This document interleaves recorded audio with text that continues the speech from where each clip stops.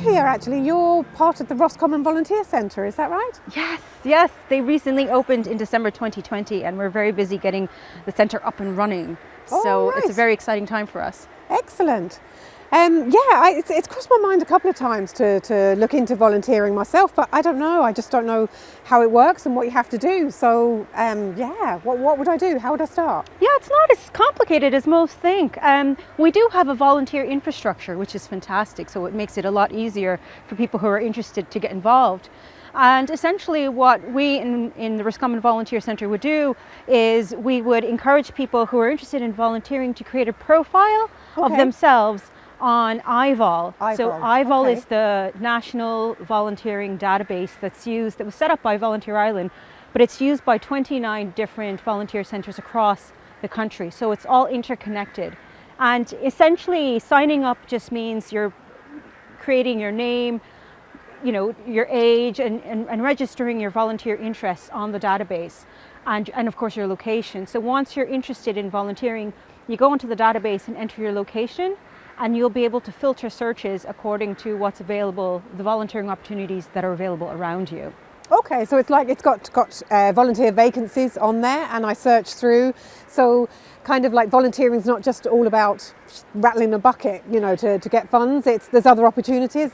No, there are so many different opportunities out there, whether you're interested in working with or volunteering with drama groups or with older people, youth, arts, tidy towns, you name it. I mean, for every single community organization that's out there, many of them are so reliant on the support of volunteers. One, to just get the work going, but also to bring new ideas and energy and creativity, because a lot of the things that they have planned simply couldn't get done without the energy and the contributions of volunteers.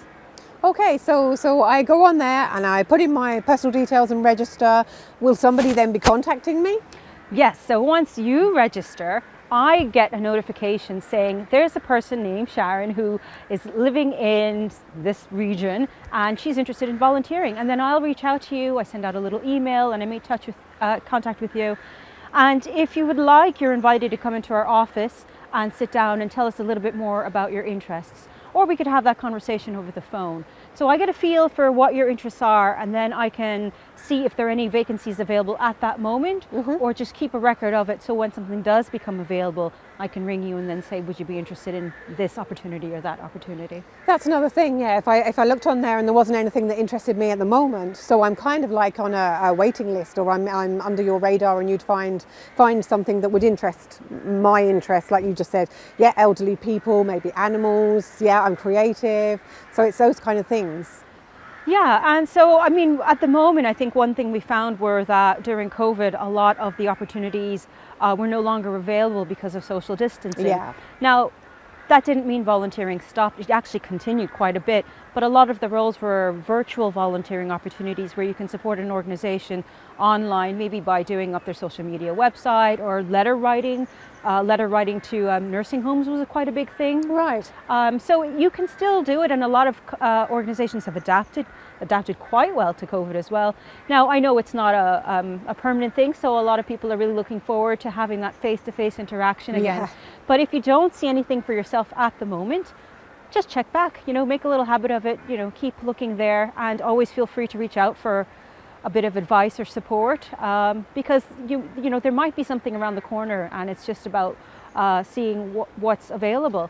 The other thing, Sharon, is I know that you're quite interested in animals and animal welfare. So if you don't see something there yourself, you can always approach us and see if your idea can be nested in a community organization. So maybe you want to look after animal rights or you want to start up something. Yeah. You might have an idea for making your place better, your community better. And that idea can have a small beginning, but it can really blossom with the support from a community organization. So it too can become a service that's provided with the support of volunteers. You don't always know how to go about these things. So I think if we have a local volunteer centre, that's going to be great. That would be a good start for me, certainly. It's a really exciting time and we're really looking forward to opening up.